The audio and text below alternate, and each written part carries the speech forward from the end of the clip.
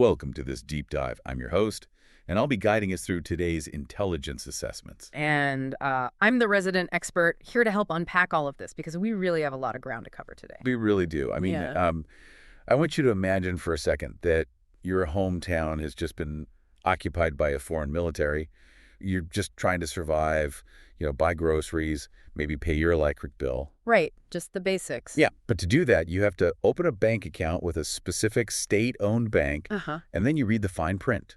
For every account opened, that bank automatically donates 3,000 rubles directly to the very military that is currently pointing rifles at your neighbors. Oh, man. You literally cannot feed your family without financially sponsoring your own occupiers. It's a chilling scenario, and the thing is, it's not a hypothetical. That is the exact reality right now in parts of occupied Ukraine. It's just a masterclass in total inescapable economic control. And that is exactly where we're heading today. We are looking at a geopolitical landscape that is actively shifting under our feet. Normally, when we think about international borders or security treaties, we picture like a high-voltage electrified fence. It's binary, right? You touch the fence, the alarm goes off, the response is immediate. But looking at the sources we're unpacking today, it feels like that fence is malfunctioning. Or, well, more accurately, adversaries are figuring out exactly how to bypass the voltage.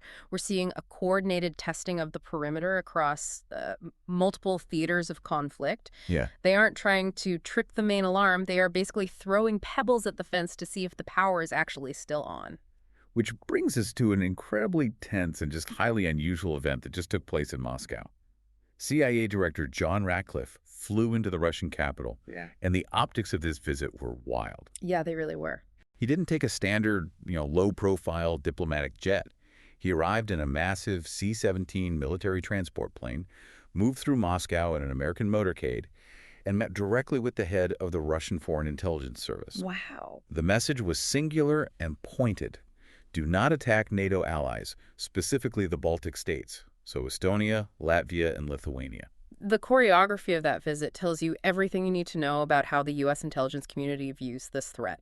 You don't use a C-17 and a heavy motorcade for a routine diplomatic grievance. Right. That is a physical manifestation of American hard power. It signals that Washington sees a threat that is near-term, highly sensitive, and urgent enough to bypass traditional diplomatic backchannels. But here's what I'm struggling to understand. If we look back at late 2021, before the full-scale invasion of Ukraine, the warning signs were obvious. There were satellite images of tens of thousands of troops and tanks massing on the border. Yes, exactly. Right now, in 2026, there is no massive Russian army sitting on the Estonian border. So how exactly do you threaten a NATO country without an invasion force? Well, this is where we have to reevaluate what an attack actually looks like. The threat here isn't a World War II-style land invasion with armored columns rolling toward a capital city. Yeah. The threat is a limited, highly ambiguous operation designed specifically to test the structural integrity of NATO's Article 5. Article 5 being the mutual defense clause, right? Like an attack on one is an attack on all. The ultimate electrified fence. Yeah, yes. But let's look at the mechanics of how you break that fence without triggering a war. Imagine a scenario where a small, unmarked infiltration force crosses into a remote border town in Latvia. Right. Or perhaps a localized, deniable drone strike hits a logistics hub. It is undeniably an act of aggression, but it sits in this gray zone. The strategic goal isn't to conquer territory. The goal is to force the North Atlantic Council into a room to vote on whether to invoke Article 5. Oh, I see. And because it's ambiguous, you get a split room. Precisely. You have some member states slamming the table saying, this is an invasion, we are at war. And you have other nations saying, hold on, this is a minor border skirmish. We cannot risk World War III over a handful of unmarked soldiers in a forest. Wow. If NATO fails to reach a unified consensus, the alliance is paralyzed. The psychological power of Article 5 is broken, and Russia achieves a massive strategic victory without ever fighting a full-scale conventional war with the West. Okay, I understand the mechanism of the threat, but I have to push back on the timing and the logic here. At the exact same time the CIA is delivering this warning, the chief of the Russian General Staff, Valery Gerasimov, is making these wildly exaggerated public claims. Right, yeah. He's saying Russian forces are right outside Sloviansk and Kramatorsk in the Donetsk region, just sweeping across the map. But the actual battlefield tracking shows Russia is advancing at a literal foot pace. They are bleeding for inches of dirt. If your army is struggling that badly on the ground and you are having to blatantly lie to project strength, why on earth would you poke the NATO bear? To understand that contradiction, we have to look at the mechanics of cognitive warfare. Gerasimov's lies aren't just for domestic consumption. They are a weapon aimed squarely at Western decision makers. Really? Yeah, it is about manipulating the information environment to paralyze your opponent. But how does lying about a few miles of dirt paralyze a politician in Washington or Brussels? By creating a false sense of inevitability. If Russia can convince the West that their military is an unstoppable juggernaut, constantly advancing, constantly threatening escalation, even threatening NATO itself, it triggers risk aversion. Okay. The goal is to make Western leaders think, well, Ukraine is going to lose anyway, and if we keep sending them weapons, Russia might actually attack the Baltics. The Kremlin wants us so terrified of a broader escalation that we self-deter. We stop sending aid, and we pressure Ukraine into capitulating to a ceasefire on Russian terms. So the NATO threats and the fake maps are basically misdirection. It's a psychological game to freeze the West while Russia tries to fix its physical problems on the battlefield. Because on the actual ground in Ukraine, the Russian military is adapting in some very real, very dangerous ways. Let's talk about the Iskander-1000. This is a major tactical shift. The Iskander-1000, or the 9M723-2, is a heavily modernized ballistic missile that Russia just deployed in a recent strike on Kyiv. And the defining feature here is the range. The older models could hit targets about 390 kilometers away, but this new version has a larger engine. Yeah, they actually had to increase the size of the launcher to fit it. Right, and it can now reach 550 kilometers. And for a long time now, because interceptor missiles like the Patriot system are in such short supply, Ukraine's strategy has been hunt the archer, not the arrow. Right. They use drones to try and destroy the launchers on the ground before the missiles ever take off. Which is a sound strategy, but geometry and physics make it incredibly difficult. Right. And expanding the range to 550 kilometers doesn't just mean Ukraine has to fly their drones further. It fundamentally changes the tactical geometry. Absolutely. If the launcher is 550 kilometers deep inside Russian territory, it is sitting well beyond the radar horizon. By the time that missile breaches the curvature of the Earth and pops up on a Ukrainian radar screen, the interception window has shrunk to seconds. And we also have to factor in the political geometry. Ukraine has faced intense restrictions from its allies on using certain Western technologies, including satellite communications like Starlink, for deep strikes inside Russian borders. Yeah. So Russia is effectively using this new range to park their launchers in a geopolitical sanctuary. But the most staggering detail about these new missiles isn't where they are fired from, it's what they're made of. We are talking about a country under some of the most punishing international sanctions in modern history, designed specifically to starve their military-industrial complex. And yet, when analysts tore down the guidance systems and components of these newest standards, the findings were a stark reminder of how porous global supply chains truly are. Out of 140 components analyzed, 63 were manufactured by American firms. The rest came from places like Switzerland, Taiwan, and China. It's crazy. We're talking about the exact same microchips and processors that are sitting in the smart appliances in our kitchens right now, finding their way through shadow networks to guide ballistic missiles into Kyiv. It illustrates a critical vulnerability in modern sanctions. You can ban direct sales, but policing a globalized market of dual-use electronics is like trying to catch water with a sieve. Right. Russia is still managing to aggregate these parts to carry out massive strikes, like a recent barrage involving 258 drones and missiles that caused severe power grid failures across Ukraine. But here is the critical pivot. Even with these shadow networks, Russia cannot manufacture these long-range weapons fast enough to sustain their current rate of fire. Their domestic production simply cannot meet the volume they need. Which means they have to look outside their borders for a lifeline. And that brings us to North Korea. Intelligence shows Moscow has requested a new batch of ballistic missiles from Pyongyang, specifically the KN-30, which carries a much heavier warhead than previous models. And this transaction is doing far more than just replenishing Russia's arsenal. It is completely rewriting the security architecture of the Pacific. Because Kim Jong-un is finally holding a winning hand, and he knows it. Let's look at the current dynamic on the Korean Peninsula. The U.S., South Korea, and Japan are moving ahead with a major trilateral military exercise called Freedom Edge off Jeju Island on September 7th.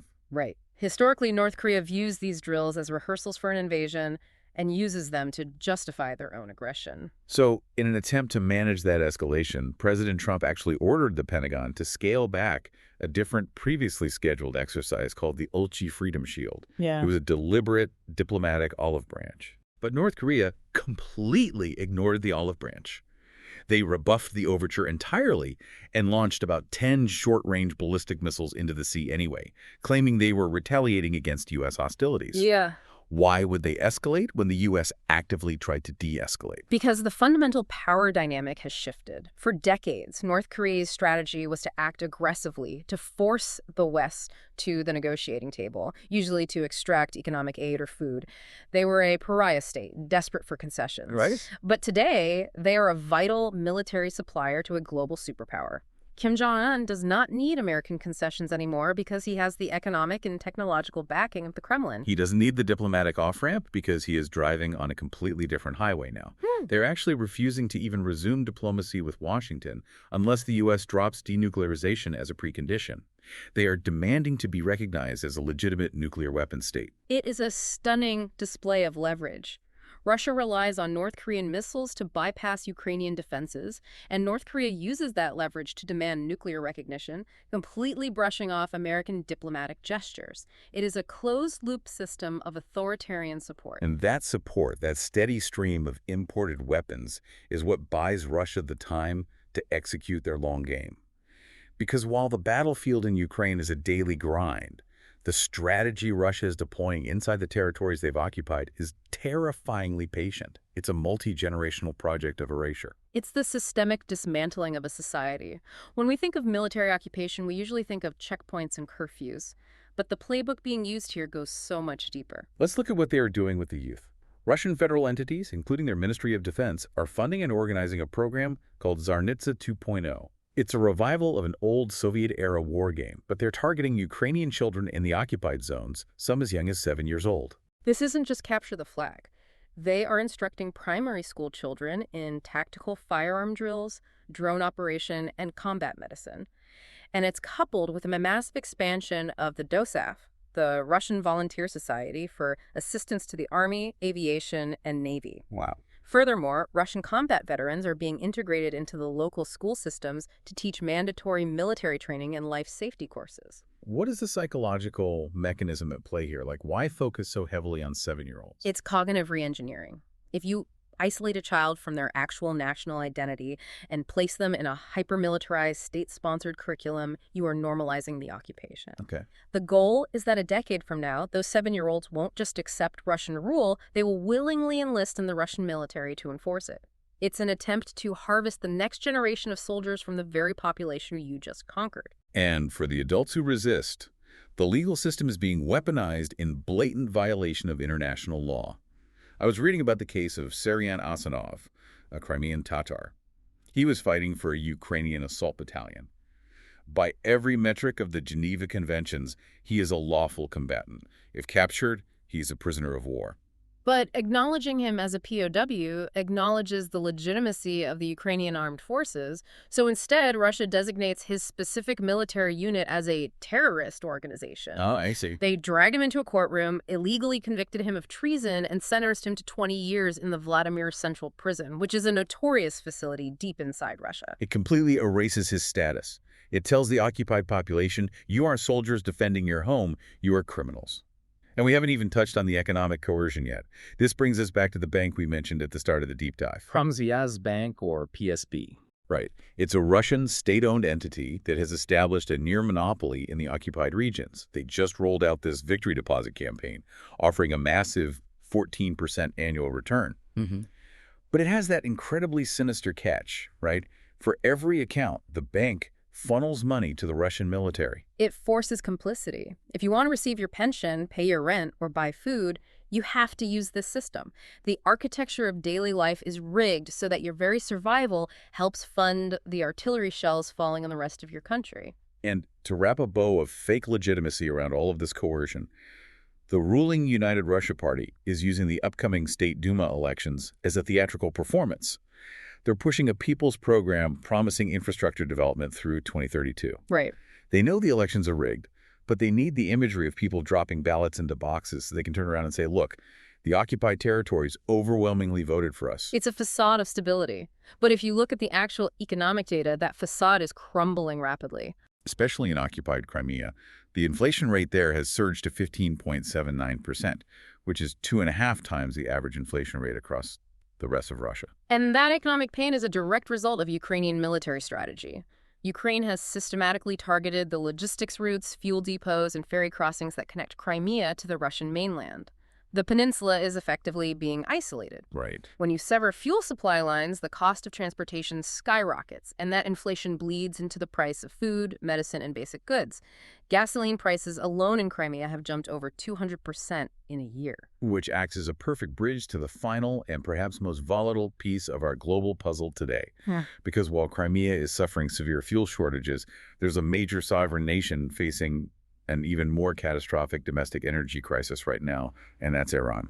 It is a remarkable situation. Iran, one of the most oil-rich nations on the planet, is currently facing a domestic fuel deficit of roughly 15 million liters per day. We are seeing reports of massive lines at gas stations, rolling closures, and panic buying that is driving hyperinflation. And the causes of this shortage show exactly how interconnected these global conflicts really are. On one hand, you have the United States Navy enforcing a strict blockade on Iranian ports, choking off their ability to import refined gasoline. But there is a second major factor tying back to Europe. The Ukrainian drone strikes. Ukraine's campaign against Russian oil refineries and shipping infrastructure hasn't just hurt Moscow, it has disrupted a critical shadow supply route across the Caspian Sea that Iran relies on. So Ukraine defending itself against Russia is inadvertently worsening the gas lines in Tehran. Yeah, exactly. And this extreme economic pressure is cracking the Iranian regime from the inside out. You have the relatively new administration under President Pezeshkian, and they are terrified of public panic. They remember how violent the protests got the last time fuel prices spiked, so they want to tap into the country's strategic reserves to artificially lower prices. But the hardline factions, particularly those aligned with the Islamic Revolutionary Guard Corps, the IRGC, are blocking that move. They view tapping the reserves as a sign of weakness, and they absolutely refuse to offer any diplomatic concessions to the United States that might result in sanctions relief. They would rather let their own citizens suffer in gas lines than blink in a standoff with the West. And despite being functionally broke at home, these hardline factions are still projecting chaos abroad. Iranian-backed Houthi rebels are currently swarming Saudi oil infrastructure in Yanbu with drones, trying to threaten global energy markets. Iraqi militias aligned with Tehran are openly refusing orders to disarm. It's the ultimate paradox, a state rationing basic necessities to its people while actively funding multi-front proxy conflicts across the Middle East. But the most alarming consequence of this internal crisis is what it has triggered in the Iranian public discourse regarding their nuclear program. This is the part of the intelligence assessments that genuinely stopped me in my tracks. Historically, Iran's Supreme Leader, Ali Khamenei, has pointed to a religious fatwa, a ruling that supposedly forbids the creation of nuclear weapons. But now we are seeing peripheral figures in the regime, like political analysts and parliamentarians, openly arguing that Iran needs to build the bomb. Right. To understand why this shift is happening now, we have to look at the collapse of threshold deterrence. Can you break that concept down? What does it mean to be a threshold state? Think of it like having all the parts to build a lethal weapon laid out on a table right next to the screwdriver. You haven't assembled it yet, but everyone looking through the window knows you have the capability and the materials to do it on short notice. Right. For years, Iran believed that merely hovering at this threshold would be enough to terrify their enemies into backing off. The threat of a breakout was their shield. But the shield failed.